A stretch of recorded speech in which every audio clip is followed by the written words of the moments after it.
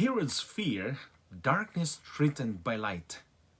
In Matthew 2, verse 3, when Herod the king heard this, he was troubled, and all Jerusalem with him.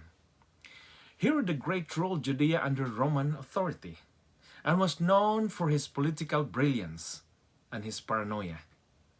Though he rebuilt the temple and stabilized the region economically, his reign was marked by fear. He executed rivals, including members of his own family, to protect his throne. When the Magi arrived, asking about the birth of the King of the Jews, Herod's fear was immediate. This was not merely a religious question. It was a political threat. In the ancient world, kingship meant survival. Any rival, even an infant, endangered Herod's fragile control. And Matthew intentionally contrasts Herod's palace, full of power and anxiety, with Bethlehem's manger marked by humility and divine light. Darkness always trembles when true light appears. Herod represents what happens when the power is rooted in fear rather than trust. Jesus' birth exposes a deep truth. The light of God does not negotiate with darkness. It reveals it. Herod feared losing control while Jesus came surrendering.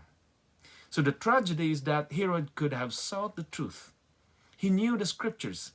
He consulted the religious leaders, yet knowledge without humility hardened into resistance. The light had come near, but fear closed his heart.